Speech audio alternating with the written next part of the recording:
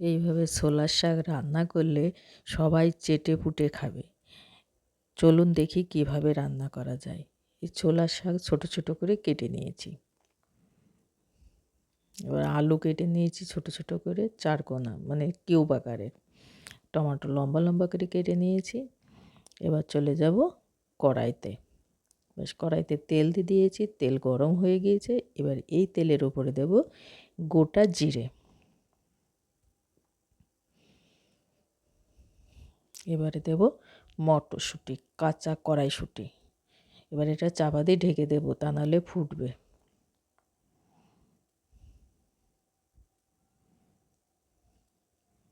এবারে ফোঁটা কম হয়ে গিয়েছে। এবার দিয়ে দেবো যে আলুগুলো কেটে রেখেছিলাম, সেই আলুগুলো। এবার আলু আর মটরশুঁটি ভেজে নেব। এবার দেবো লবণ।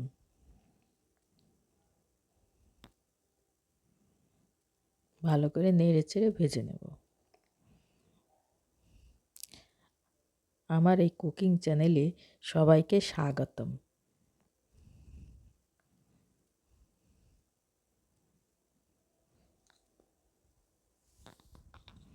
এইভাবে শাক রান্না করলে সবাই অন্য পদ ছেড়ে শুধুমাত্র শাক দিয়েই চেটেপুটে খেয়ে নেবে।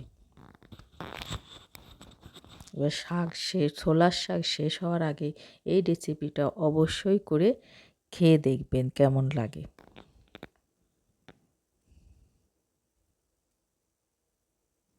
ভাজা হয়ে গিয়েছে।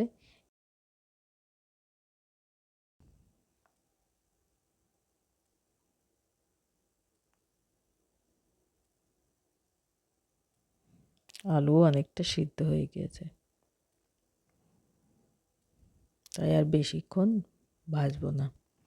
এবার শাকগুলো দিয়ে দেব।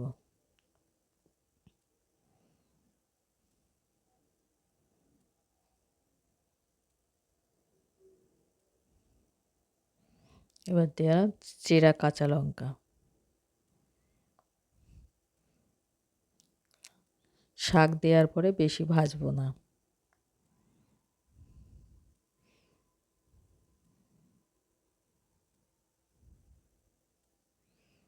এবারে একটু জল দিয়ে দেব।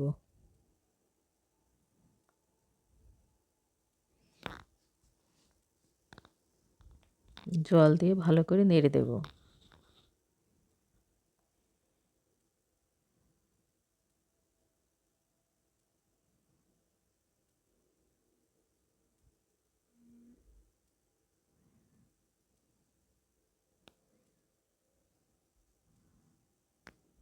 এই পর্যন্ত এসে কেউ যদি লাইক না করে থাকেন, তাহলে ভিডিওটা দেখে ভালো লাগলে লাইক করে দেবেন। আর আমার চ্যানেলে নতুন হলে সাবস্ক্রাইব করে পাশে থাকবেন। এবারে কাটা টমেটোগুলো দিয়ে দিলাম। টমেটোগুলো নিচে দিয়ে শাক দিয়ে ঢেকে দেবো, তাহলে টমেটোগুলো তাড়াতাড়ি সেদ্ধ হয়ে যাবে।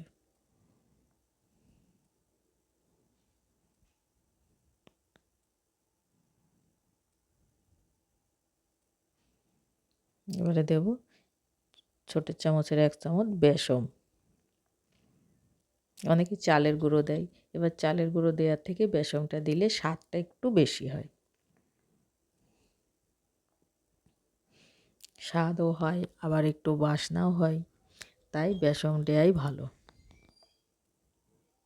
বেসনের বাসনাটা তো ভালো লাগে। এবার বেসন দেওয়ার পরে ভালো করে শাকটাকে ঘেঁটে দেব।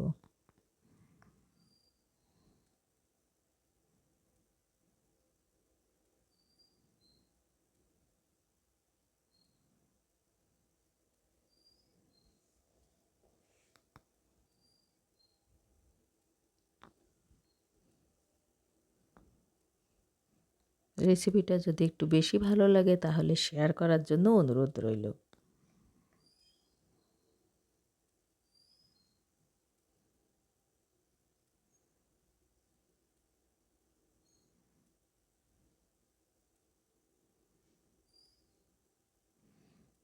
শাক হয়ে গিয়েছে। এবার সার্ভ করার জন্য একটা প্লেটে তুলে নেব। ভিডিওটা শেষ পর্যন্ত দেখার জন্য সকলকে অসংখ্য ধন্যবাদ। শাক রেসিপি রেডি। এবার খাওয়ার পালা। খেতে তো খুব সুন্দর হয়েছে, আমি খাওয়ার পরে ভয়েস দিচ্ছি, তাই সকলের বানিয়ে খাওয়ার অনুরোধ রইল। সবাই খেয়ে কমেন্ট করে বলবে কেমন লাগলো।